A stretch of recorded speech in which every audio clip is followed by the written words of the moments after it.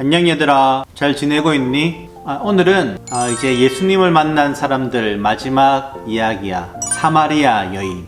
보통 유대인들은 사마리아를 갈 때에 이렇게 둘러서 갔어. 사마리아 사람들을 아주 수치스럽게 여겼고 그들과 함께 하는 것을 싫어했지. 그래서 항상 옆을 이렇게 빙 둘러서 갔어.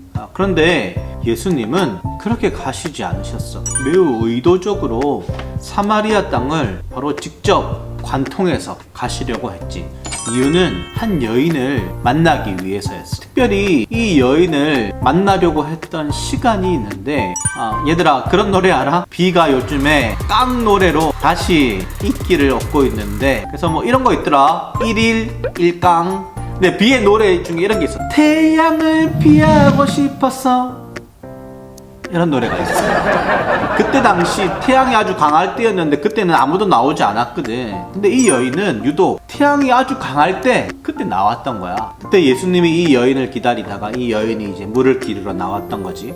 그래서 이렇게 말해. 물 좀 달라. 그때 이 여인이 아주 당황하면서 예수님께 이야기를 해. 왜냐하면 예수님을 보니까 유대인의 옷차림인 거야. 그때 당시에 유대인들은 아무도 사마리아 사람과 상종하지 않으려고 했어. 그리고 더군다나 그러니까 남자도 여자를 아무나 그렇게 말을 걸지 않았거든. 그런데 남자이면서도 유대인인 예수님이 사마리아의 여인에게 말을 건넨 거야. 이 여자가 아주 당황스러워한 거지. 그러면 예수님은 왜 그 여인에게 그렇게 질문했을까? 왜냐면 그 여인을 기다렸잖아. 그 여인에게 꼭 해줄 말이 있었어. 이 여인에게는 세 가지의 목마름이 있었어. 첫 번째는 육체적인 목마름. 이 여인은 사람들을 피해서 언제? 태양이 아주 강할 때, 그때 사람들의 눈을 피해서 왔어. 물을 기르러 오는 것도 아주 먼 거리를 물을 길러서 왔을 건데 그만큼 육체적으로도 힘들었겠지? 근데 근본적으로 그에게 또 다른 목마름이 있었는데, 두 번째 정서적 목마름, 그리고 또 하나 세 번째 영적 목마름. 이 여인은 사람들을 피해서 이 물을 기르러 나왔어. 왜냐하면 5번을 결혼하고 그리고 난 다음에 그것에 대해서 다 이혼을 당하고 지금은 어떤 남자와 살고 있는데 동거남이었어.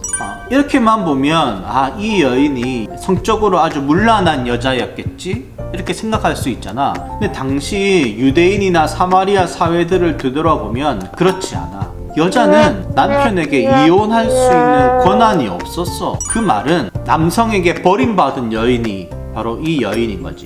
그럼에도 다시 남편을 찾은 이유는 그 당시가 남성 중심 사회였기 때문에 남자가 아니면 그가 무엇인가를 해서 살 수가 없었어. 그래서 이 여인은 사람들과 접촉하는 것을 아주 두려워했어. 오늘 이 시대와 똑같다. 이제 앞으로 이 시대가 어떤 시대가 될 거라고 말하냐면 unconnect, 사람들과 접촉하지 않는 시대가 될 거라고 하고, 이 여인이 바로 그 여인이야. 접촉하는 것을 두려워했던 바로 이 여인이었던 거야. 오늘날로 보면 우울증이 아주 심하게 걸렸고, 이 우울증을 오늘날로 뭐라고 말하냐면 일상화된 슬픔, 매일매일 슬픈 거야. 근데 그런 여인을 예수님이 찾아오셨어. 근데 오늘 말씀을 자세히 보면 예수님이 물을 달라고 했는데 물을 마셨던 장면은 없거든. 예수님은 자신의 목마름보다 이 여인의 목마름에 더 많은 관심을 두고 있었었다 라고 말하는 거. 그리고 예수님이 이 여인에게 이렇게 말해. 이 물을 마시는 자는 다시 목마르려니와 내가 주는 물을 마시는 자는 영원히 목마르지 아니할 것이다.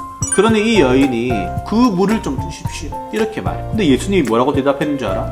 내 남편을 데려오라. 그 여인은 그 이야기를 듣는 순간 충격을 받았어. 이거 뭐지? 내가 그 말만큼은 듣기 싫었는데 그 말을 하셨던 거야. 내 폐부를 확 찌르는 말을 하셨던 거지. 목사님이 청소년 때 진짜 듣기 싫었던 말이 뭔지 알아? 야, 니 왜 이렇게 땅콩이야? 키가 작아. 그 말만큼은 듣기 싫었어.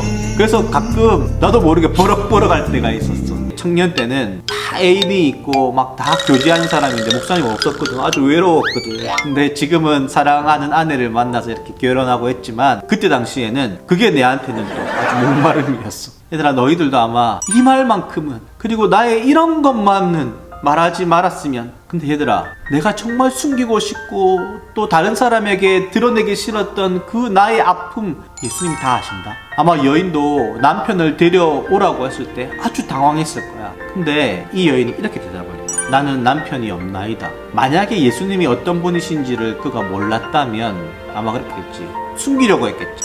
지금 내 남편 저기 어디인가 지금 일하러 갔어. 지금 잠을 자고 있습니다. 거짓말할 수 있었겠지. 근데 이 여인은 거짓말을 하지 않고 정직하게 그렇습니다. 지금 저에게 남편이 없습니다. 왜냐하면 예수님이 나의 모든 무거움과 나의 어려움을 다 해결해 주실 분이라고 그는 그 순간 믿게 됐던 것이지. 그래서 그는 아주 진실된 고백을 해. 그때 예수님이 이렇게 말씀하셔. 네가 남편이 없다 하는 말이 옳도다. 네가 남편 5이 있었으나 지금 있는 자는 네 남편이 아니니. 근데 마지막에 이렇게 말해. 너의 말이 참되도다. 가늠한 여인에게 예수님이 뭐라고 말씀하셨냐면 마지막에 나도 너를 정죄하지 않겠노라. 똑같은 거야. 이 사마리아 여인은 그 순간 그 안에 있는 묶여져 있던 것으로부터 팍 자유를 얻게 된 거지. 그리고 그 메시아를 만남에 대해서 기뻐하면서 그 성에 예수님을 만났다. 내가 누구를 만났는지 아느냐. 그는 자유하게 된 거야. 얘들아, 그분 안에 내 안에 있는 것들을 딱 풀어내고 진실되게만 고백을 하면 내 안에 두려움과 또 염려와 걱정이 사라지고 참된 자유를 얻게 되는 거야. 예수님은 자유를 주시기 위해 오셨거든. 얘들아, 예수님을 만나서 우리가 더 변화된 삶을 살아갈 수 있기를 원해. 지금까지 12번의 예수님을 만난 사람들에 대한 이야기를 했어. 그리고 이 영상을 보고 있는 우리 중고등부 청소년들이 예수님을 만난 13번째의 사람이 될 수 있기를 간절히 바래. 오늘도 이 영상 끝까지 들어줘서 고마워. 안녕.